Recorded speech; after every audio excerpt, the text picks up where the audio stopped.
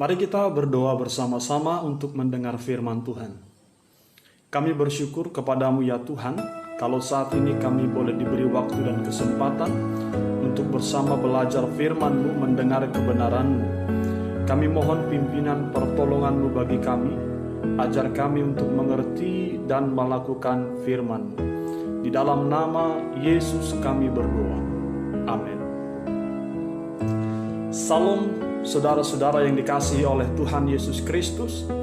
Firman Tuhan yang akan kita renungkan kelanjutan dari minggu lalu dalam topik besar kita, orang berbahagia menurut Yesus, yang sudah beberapa minggu belakangan ini kita bicarakan. Matius pasal 5 ayat 9. Berbahagialah orang yang membawa damai, karena mereka akan disebut anak-anak Allah. Berbahagialah orang yang membawa damai, karena mereka akan disebut anak-anak Allah. Saudara yang dikasihi oleh Tuhan, minggu lalu kita bicara tentang orang yang suci hatinya.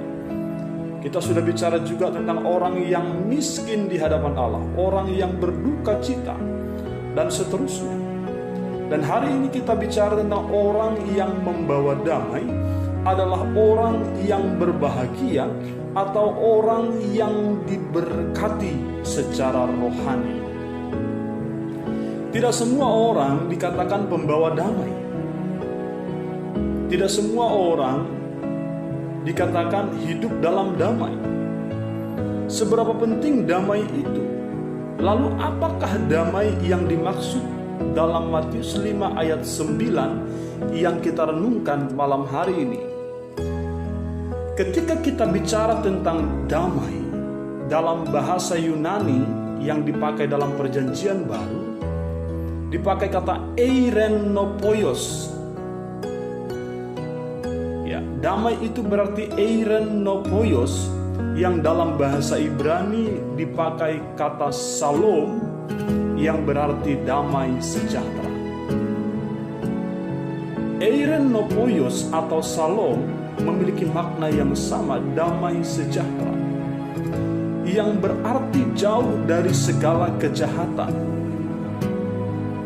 yang berarti melakukan yang terbaik, yang berarti damai antara dua pihak, dalam hal ini Allah dan manusia.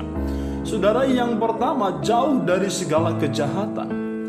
Orang yang membawa damai tidak terkontaminasi dengan tindakan-tindakan kejahatan. Jauh berarti terpisah dari kejahatan. Sebab damai itu bertentangan dengan kejahatan. Di dalam damai tidak ada kejahatan. Maka damai tidak hanya bicara tentang kesepakatan dua belah pihak, tapi bicara sampai ke dalam hati orang yang memilikinya, jauh dari niat-niat kejahatan. Yang kedua, melakukan yang terbaik. Ketika bicara orang yang membawa damai, berarti orang yang siap melakukan yang terbaik, bukan asal ada. Orang yang membawa damai itu berarti bicara tentang dua belah pihak dalam konteks damai dengan Allah dan damai dengan manusia.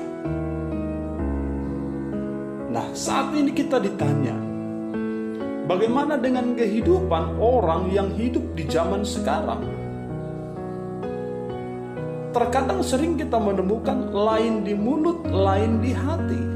Tidak jarang kita mendengar orang berkata, aku tidak apa-apa, aku tidak bermasalah dengan dia. Di mulut tidak masalah, tapi di hati menggerutu, membenci, dan mengutuki. Itu bukan bicara damai. Damai di sini dimaksud ketika orang didamaikan, memiliki damai itu berasal dari Allah. Orang akan berdamai dengan sesamanya ketika ia lebih dahulu berdamai dengan Allah. berdamai dengan Allah akan memberi dampak pengaruh damai dengan sesama manusia. Mari kita membawa damai sebagai tanda